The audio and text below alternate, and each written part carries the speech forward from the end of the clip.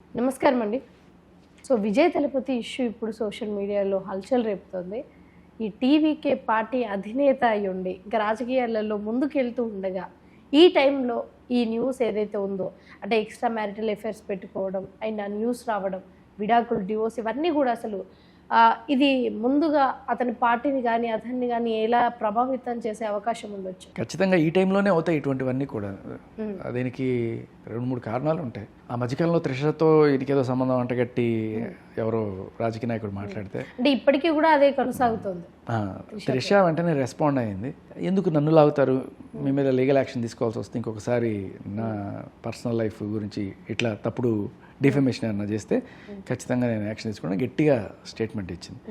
ఆవిడ ఇచ్చిన కొన్నాళ్ళకే మళ్ళీ ఆయన మరి పేరు చెప్పకుండా వేరే హీరోయిన్తో అంటే ఇప్పుడు అందరికీ ఓహో త్రిషానే అన్నట్టుగా అనుకునే ఛాన్సెస్ ఎక్కువ ఉన్నాయి. దానివల్ల డైవర్స్ అవుతుంది అని చెప్పంటే నాకు ఇది ఎంతవరకు నిజమో లేకపోతే ఫ్యాబ్రికేటెడా, లేకపోతే మీరు చేసిన పని వల్ల ఇవాళ ఆయన జీవితంలో మూడు పెళ్ళాలు విడిపోయే స్టేజ్కి వస్తుంది అని చెప్పి వేరే పొలిటికల్ పార్టీని నిందించడానికి కూడా ఇదొక ఆసరా అవుతుందా? అంటే చక్కటి జంటని విడదీసి చచ్చారు కదరా అని చెప్పి అవతల పొలిటికల్ పార్టీని జనాలు తిట్టుకున్నా కూడా ఈయనకి లాభమే అవుతుంది. ఎందుకంటే అప్రాక్సిమేట్లీ 20 years దాటి మరి వాళ్ళ దాంపత్యం ఉంది. సో నాకు తెలిసి అంత దూరం వెళ్ళకపోవచ్చు. కాకపోతే ఈ న్యూస్ వల్ల ఒకటి విజయ్ దళపతి ఫ్యాన్స్ ఎవరైతే ఉంటారో వాళ్ళలో అవతల వాళ్ళని ఒక జంటను విడదీశారు, మా ఆరాధ్య దైవం జంటని మీరు విడదీశారు, సిగ్గులేదా అని చెప్పి అనేది ఉంది. ఒకవేళ నిజమైతే ఆయన పేరుకి సార్థకత, విజయ్ దళపతి పేరుకి సార్థకత. ఎందుకంటే ఆవిడ వాళ్ళ భార్య ఇది నమ్మింది అనుకుందాం. వాళ్ళ భార్య నమ్మితే ఇప్పుడు విజయ్ ఇంటికి వెళ్ళాడు. ఇంటికి వెళ్ళిన తర్వాత ఆవిడ లోపల రానిస్తుందా? రానివ్వదు, తలిపేసేది, పోరా బయటకు వెళ్తుంది. అప్పుడు ఆయన తలపతి అంటాడు. అదే విజయ్ దళపతి అనమాట. విజయ్ దళపతి కాదు, విజయ్ తలపతి అంటాడు. ఇప్పుడు ఇన్ని సంవత్సరాల నుంచి ఏ పొలిటికల్ సభల్లోకి వెళ్ళినా కానీ, లేకపోతే ఎక్కడికి వెళ్ళినా కానీ, ఏ ప్రోగ్రామ్కి వెళ్ళినా సరే అక్కడ పక్కన వాళ్ళ వైఫ్ లేకపోవడం, అది కూడా ఈ చర్చకి ఇంకొంచెం ఆసరగా మారుతుంది. లేదమ్మా, ఇప్పుడు కొంతమందికి మేబీ భర్తకు అయి ఉండొచ్చు, లేకపోతే భార్యకు కూడా అయి ఉండొచ్చు. They don't want to come in to the public life. ఎందుకంటే ఇది ఒక బురద లాంటిది అనుకునేవాళ్ళు లేనిపోయిన అభండాలు ఏదో ఒకటి వేస్తుంటారు. ఉన్నవి లేనివి ఏదో కల్పించి. పాలిటిక్స్ అంటే అదే కదా, మనకి ఏ ప్రూఫ్లు అక్కర్లా ఆరోపణలు చేయడానికి.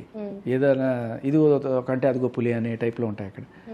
సో జనరల్లీ ఒకే మగవాడి తత్వం ఎలా ఉంటుందంటే ఒక 4 తిట్లు మనం తిట్టినా కూడా పడతాం, కానీ ఫ్యామిలీని లేకపోతే వాళ్ళని వీళ్ళని తీసుకురావడం అనేది చాలామందికి ఇష్టం ఉంటుంది. బట్ కొంతమంది they are okay with it. భార్యని కూడా లాలూ ప్రసాద్ యాదవ్ లాంటి వాళ్ళు, ఆయన జైలుకి వెళ్ళాల్సిన సిచ్యువేషన్లో వాళ్ళు ఆవిడని సీఎం చేసి కూర్చోబెట్టి వెళ్ళాడు. Depends upon person to person. కొంతమంది లేడీస్కే ఇష్టం ఉండదు, నువ్వు చేసేది ఏదో చేయి, అది నా దాకా ఫ్యామిలీ దాకా తీసుకురావద్దు అని చెప్పి వాళ్ళు గట్టిగా తిట్టేవాళ్ళు కూడా ఉంటారు. అదే ఇప్పుడు డివోర్స్ కావాలి అని పిటిషన్ వేస్తారు కదా, ఇది డివోర్స్ వరకు నిజంగా వెళ్తుందా లేకపోతే మధ్యలో ఆగిపోతుంది అంటారా? నాకెందుకు ఇది నిలబడదనే అనిపిస్తుంది. అంటే స్వయంగా తానంతటి తను 26 సంవత్సరాల తర్వాత బయటకు వచ్చింది అంటే, అండ్ తను క్లియర్గా మెన్షన్ చేయడం జరిగింది 2001లోనే నాకు తెలుసు, బట్ బయటపడలేదు అంటే 2001-7 వర్షం పడిన 6 నెలలకు ఆరబెట్టుకున్నట్టు అప్పుడెప్పుడో అయితే ఇప్పుడు ఆవిడ బయటకు రావడానికి కారణం కూడా అర్థం కావట్లేదు. ఇప్పుడు కరెక్ట్గా చూసి అంటే బాగా మొత్తం కొండంతా నిండుకున్న తర్వాత రాయట్టి కొడితే మొత్తం వేస్ట్ అవుతుంది అనేదే, లేకపోతే ఆవిడని వేరే ఆ పార్టీ తరఫు నుంచి ఎవరన్నా ప్రభావితం చేశారు అపోజిషన్ వాళ్ళు, మీకెందుకు మేము ఉన్నాం, మీరు దగ్గర రంగంలోకి మేము చూసుకుంటాం అని చెప్పన్నారా? ఇది విచిత్రమైన విషయం. భార్యాభర్తల గొడవలు లేని చోటు ఉండదు, కానీ అది రోడ్డు మీదకి వచ్చి పోట్లాడుకోవడం వల్ల అలుసైపోతారు చాలామంది. ఎస్పెషల్లీ భార్య భర్త నుంచి ఏదైనా సరే మనం పొందొచ్చు, ఏదో భరణమో లేకపోతే ఎంతో కొంత నష్టపరిహారమో పొందొచ్చు, అంతకుమించి ఏముంటుంది. ఒకవేళ విడాకులు కోరుకుంటే ఆవిడకి దొరికేది ఇప్పుడు వేరే పెళ్లి చేసుకోవడానికి అర్హత దొరుకుతుంది, అలాగే భరణం సంపాదించుకోవచ్చు, కొంత ఏదైనా నష్టపరిహారం కింద 1 time సెటిల్మెంట్ ఎంతో కొంత తీసుకోవచ్చు. ఈ 3 కదా, అంతకుమించి ఆవిడకి ఈ వేరే ఏమీ కనబడదు. నాకు తెలిసి ఆవిడ ఈ టైంలో వేరే పెళ్లి చేసుకుంటుందా, అటువంటి ఉద్దేశాలు నాకు ఉంటాయని అనుకోను. భరణం లేకపోతే ఇటువంటివి కావాలనుకుంటుందా, అది ఆటోమేటిక్గా ఆయన స్టేచర్కి ఆటోమేటిక్గా ఉంటాయి కదా. రీసెంట్గా నేను ఒక కేసు చూసా.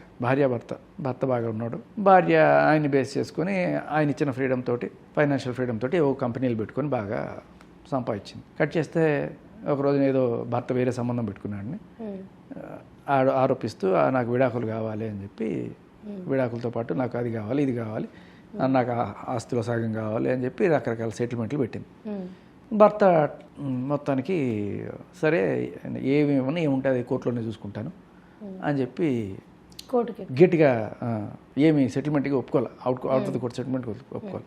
ఆవిడ నెలకి 3 లక్షలు అడిగితే కోర్టులో 30,000 ఇచ్చారు. ఇప్పుడు బంగారు గుడ్డు పెట్టే బాతుని మొత్తం ఒకటేసారి బంగారం సంపాదించుకోవాలని నరికేస్తే ఎట్లా ఉంటుందో అట్లా అయిన పరిస్థితి. చాలాసార్లు అలాగే జరుగుతుంది. ఎక్స్పెక్టేషన్స్ వర్సెస్ రియాలిటీ అంటారు చూడండి.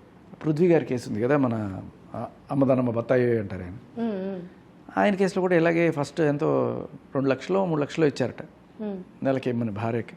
కట్ చేస్తే ఆయన హైకోర్టుకి వెళ్తే 22,000 ఇమ్మని చెప్పారు నెలకి. సో మొత్తానికి అయితే ఈ కేసు నిలబడే అవకాశం లేదు అంటారా? అది అంటే ఒక మనం కూడా మనస్ఫూర్తిగా కోరుకుందాం. ఎందుకంటే ఇన్ని సంవత్సరాల వాళ్ళ దాంపత్యం ఎక్కడ కూడా వెనక్కడగేయకుండా మళ్ళీ కలిసి ఉండాలి అని కోరుకుందాం. ఎందుకంటే వాళ్ళ రాజకీయ జీవితానికి కూడా అది ఎంతో దోహదపడుతుంది. సో థ్యాంక్ యూ అండి, థ్యాంక్ యూ సో మచ్.